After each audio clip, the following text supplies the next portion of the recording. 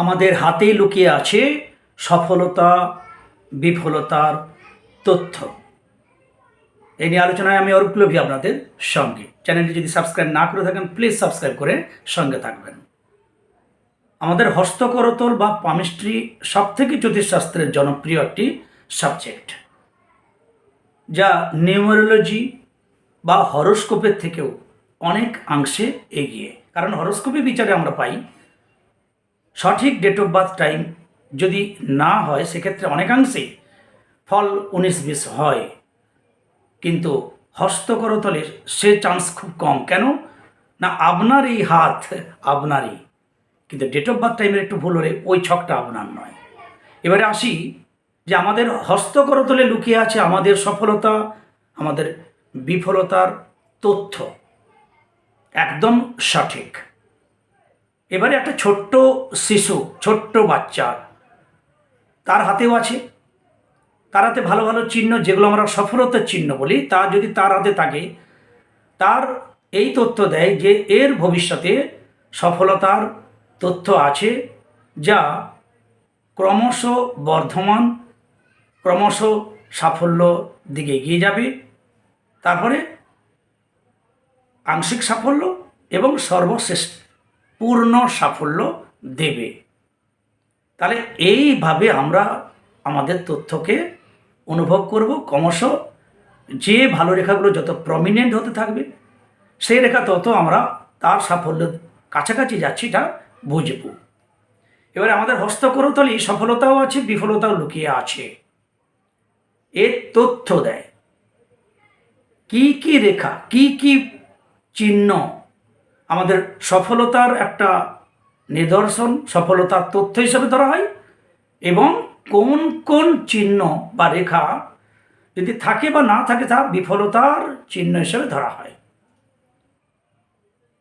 বন্ধুরা, আমি প্রথমেই বলি যে একটা শিশুরও কিন্তু এই রেখা থাকে, তখন বলা হয় এই ভবিষ্যতে সাফল্য লাভ করবে।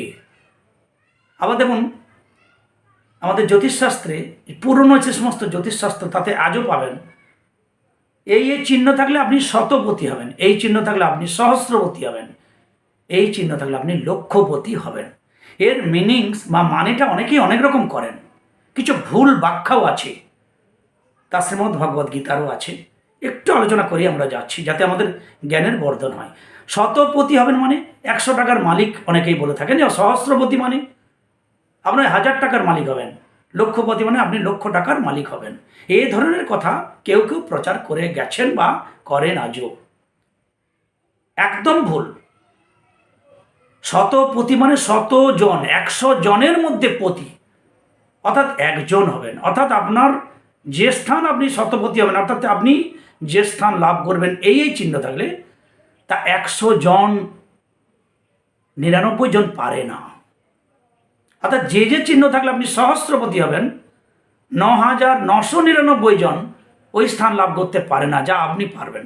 100 জন, 1000 জন, এভাবে লক্ষপতি, লক্ষ জনের মধ্যে আপনি একজন হবেন। তাহলে এ হচ্ছে এর মানে। আমরা তো শ্রীমদ্ ভগবদ্ গীতারও মানে অনেক করে বাজারে প্রচার করি, অনেক গুণীজনী প্রচার করে গেছেন, কিন্তু মহা ভুল প্রচার করে গেছেন।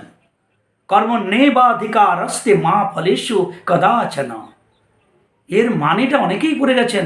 যদি আজকে গীতার আলোচনা নয়, কিন্তু জ্ঞানের তো আলোচনা না। কর্মে তোমার অধিকার, ফলে তোমার কোনো অধিকার নাই, একটা মহা ভুল ব্যাখ্যা করে গেছেন। কদাপি ভগবান শ্রীকৃষ্ণের কথা বলেননি। এর মানেটা এটাই, কর্ম না করলে তুমি ফল লাভ করবে না। যদি আধ্যাত্মিকতা আলোচনা করেন, যদি তুমি জ্ঞানযোগীও হও, তুমি ভক্তও হও, ভক্তিপথ, জ্ঞানপথ আর কর্মপথ, কিন্তু বিনা কর্মে না তুমি ভক্তিপথেও সাফল্য লাভ করবে না, জ্ঞান পথেও জ্ঞান অর্জন করবে। কারণ শুধু ভক্ত হয়ে তুমি হাত পা লাড়লে না, শুধু তার নাম করবে, তো তোমার মুখের গ্রাস কে করে দেবে? তোমাকে তো খাবার জোগাড় করতে হবে, তোমাকে তো খেতে হবে। তো প্রভুর ভক্ত প্রভুর সেবা করবে, তার না তাকে ভোগ দিচ্ছ বলে খাবে, সে ভোগটা আনবে কে? অর্থাৎ হাততালি দিয়ে নাম করতে হবে, খোলকরতলা দিয়ে মেতে উঠতে হবে। তাহলে আপনাকে ভক্ত হতে গেলেও কর্ম করতে হবে। বিনা কর্মযোগে না আপনি ভক্ত হবেন, না জ্ঞান লাভ করবেন। অর্থাৎ কর্ম করলে তবেই সাফল্য। কর্ম করলে তবেই তার ফল লাভ করার আশা করা যায়, বিনা কর্ম করে কেউ ফল লাভ করতে পারে না। এটাই অর্থ, এটাই ভগবান শ্রীকৃষ্ণ বলে গেছেন, কর্ম নিবাধিকার হস্তে মা ফলেষু কদাচন। বলছে কর্ম করার অধিকার, তোমার ফল লাভের অধিকার নাই। এই ভ্রান্ত প্রচার, কোনো মূর্খের প্রচার, আমি তাতে আসছি না, কিন্তু এটা প্রসঙ্গে এসেই যায়।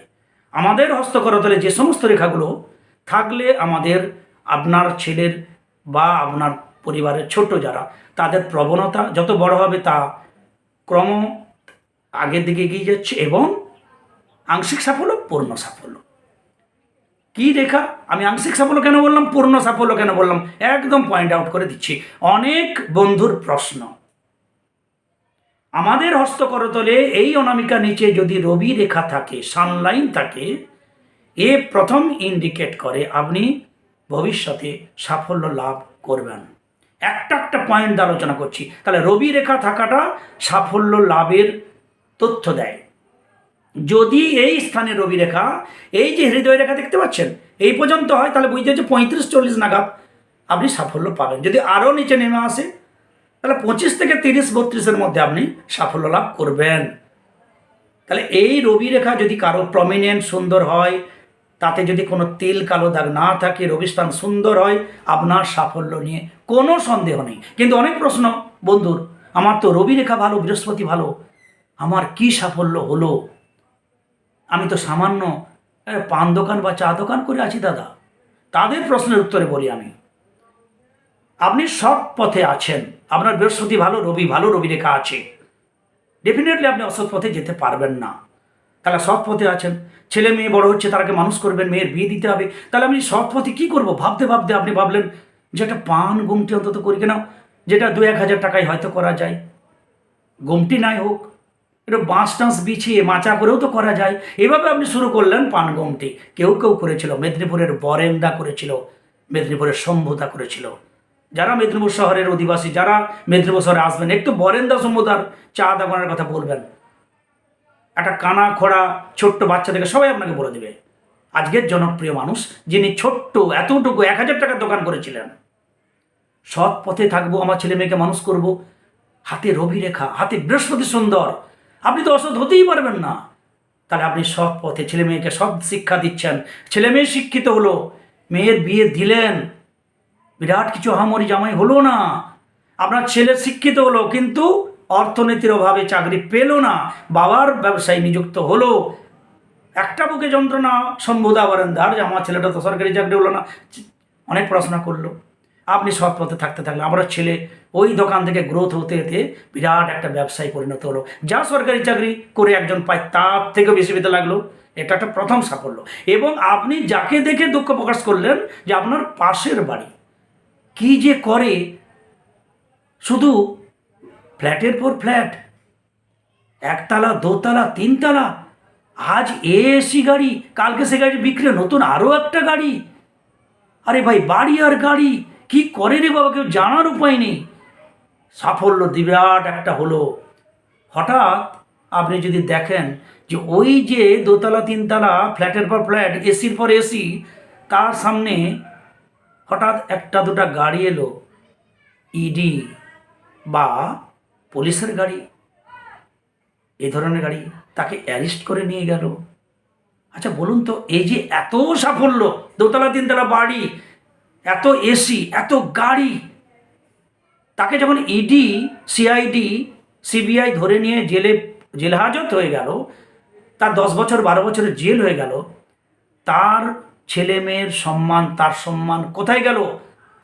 তার যে হু করে এত বড় সাফল্য হয়েছিল, সেই সাফল্যটার কি মূল্য থাকলো?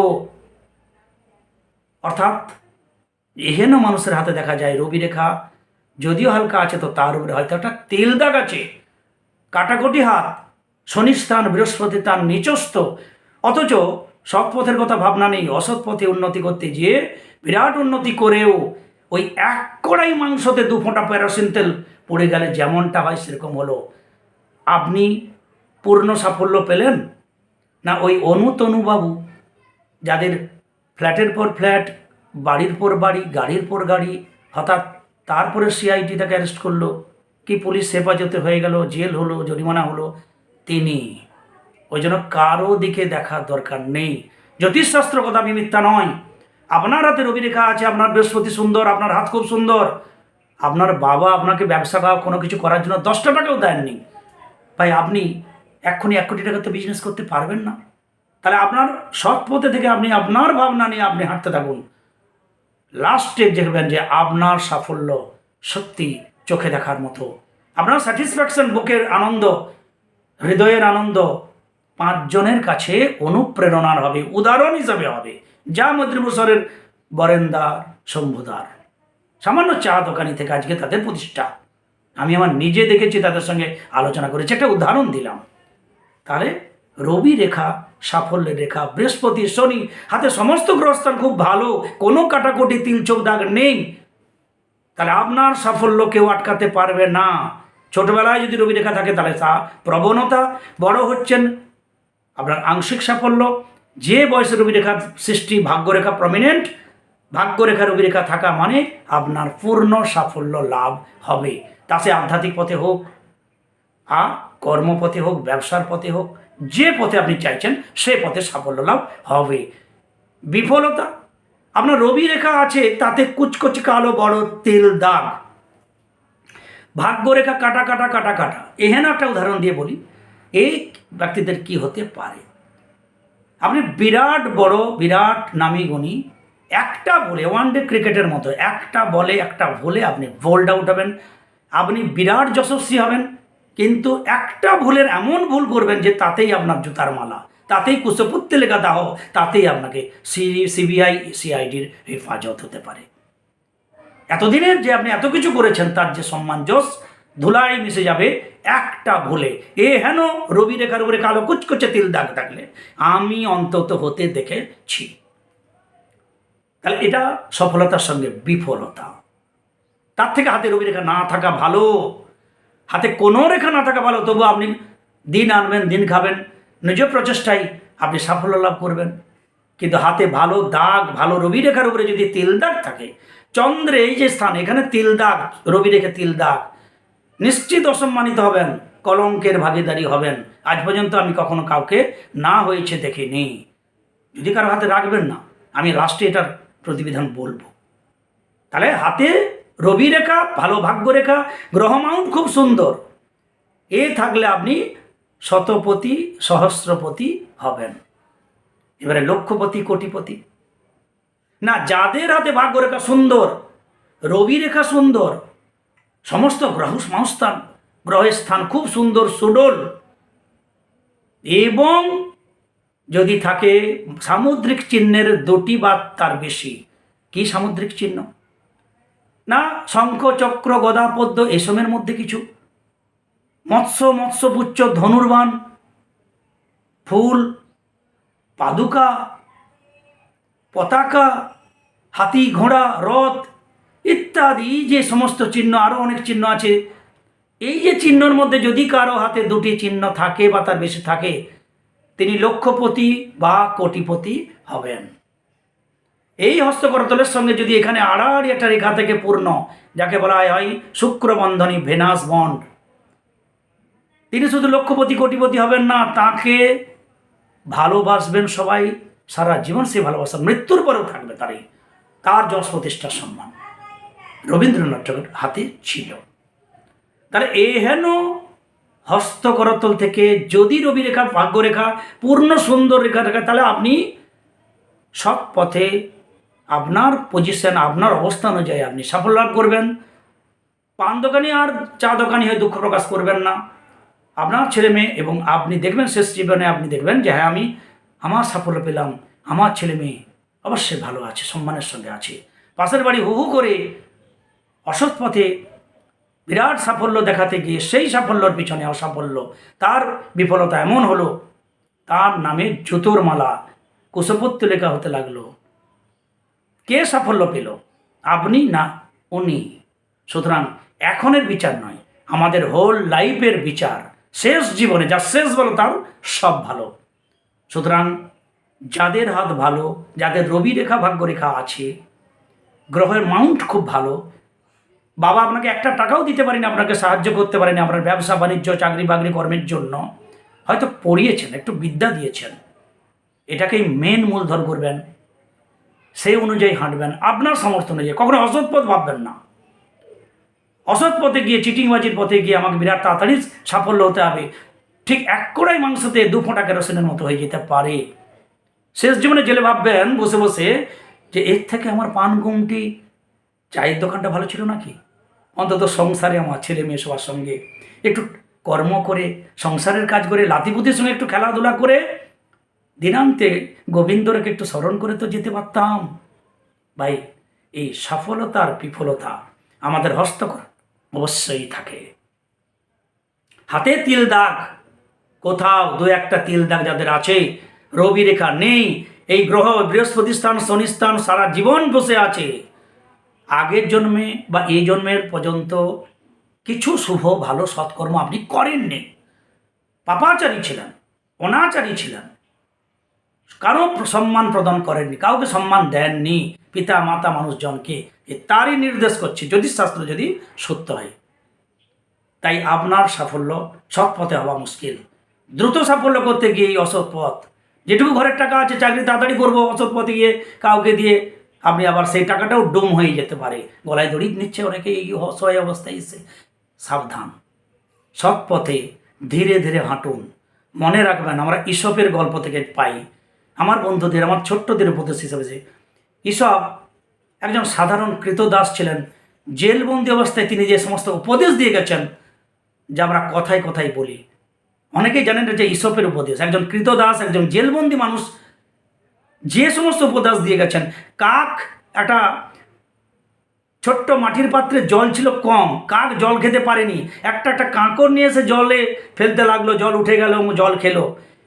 এই যে গল্পটা না ঈশপের, সেই কৃতদাসের, জানেন তো? তাহলে সেই আঙ্গুর ফল টক, শিয়াল অনেক চেষ্টা করলো, খেতে পারলো না, বলে এই আঙ্গুর টক বলে চলে গেল। ঈশপের গল্প। লোভী মানুষের অবস্থা সম্বন্ধে ঈশপ কি বলে গেছেন? একজন লোভী মানুষ, তখন ওই পুরোহিত মশাইরা খুব লোভী ছিলেন, তাদের শিক্ষা দেওয়ার জন্য রাজা ঈশপকে দিয়ে একটা গল্প রচনা করিয়েছিলেন। ঈশপ সেই সম্বন্ধে একটা গল্প লিখেছিলেন যে একজন লোভী মানুষ, তার একটা হাঁস ছিল, সোনার ডিম দিত, রোজ একটি সোনার ডিম দিত। তো সেই ডিম বিক্রি করে সে ধনী হতে লাগলো। কিন্তু এত লোভী ছিল, সে বললে আমি রাতারাতি আমাকে ধনী হতে হবে, ডেইলি একটা করে সোনার ডিম। তিনি একদিন ছুরি দিয়ে ওই হাঁসের পেটটা ফালা ফালা করে চিড়ে দিলেন। কি পেলেন? কিছুই পেলেন না। এই যে লোভ, অতি লোভে তাঁতি মরে, লোভে পাপ পাপে মৃত্যু, এই ধরনের গল্প আমরা, এই যে গল্পগুলো পাই, ঈশপের গল্প। মিথ্যাচারীদের জন্য ঈশপ ভালো গল্প বলে গেছেন। এটা ঈশপের লেখা, বিদ্যাসাগর রবীন্দ্রনাথ ঠাকুরের লেখা নয়। কৃতদাস একজন জেলবন্দি মানুষের অভিজ্ঞতা। রোজ রাখাল গরু চড়াতে গিয়ে বাঘ বাঘ বলতো, সবাই ছুটে আসতো, সে হা হা হা করে হাসতো। এইভাবে দিন যায়, হঠাৎ একদিন সত্যি বাঘ এলো, আক্রমণ শেষ হতে সেদিনও চিৎকার করলো, কিন্তু সেই রাখালকে আর বাঁচাতে এলো না মানুষ। এই যে মিথ্যা কথা বললে, বারবার উপহাস্য করলে, মিথ্যা মানুষকে ঠকাতে গেলে নিজেকে ঠকতে হয়, এ হেন শিক্ষা ঈশপই দিয়ে গেছেন, যিনি একজন কৃতদাস ছিলেন। তাহলে আমাদের প্রত্যেকের মধ্যে মহৎ গুণ আছে।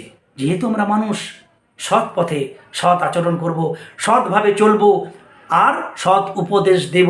এইভাবে আমরা যদি জ্যোতিষী হয়েও করি, শিক্ষক হয়ে করি, একজন ব্যবসায়ী হয়ে করি, একজন চাকুরিজীবী হয়ে করি, একজন ডাক্তার হয়ে করি, আমরা যে অ্যাঙ্গেল আছি সেই কোণ থেকেই যদি আমরা এভাবে সমাজে ভালো শিক্ষা দিই, ভালো জ্ঞান বিতরণ করি, তাহলে আমরা আমাদের পরিবর্তন আনবো না। কেন কেন আমরা সুখী হব না? কেন আমরা ভালো থাকবো না? কেন আমরা সাফল্য পাবো না? শুধু এইটুকু আমার ক্ষুদ্র অভিজ্ঞতা আপনাদের অন্য দিনের মতো আজও শেয়ার করলাম। সবাই ভালো থাকুন, সঙ্গে থাকুন। জয় গুরু, জয় গুরু।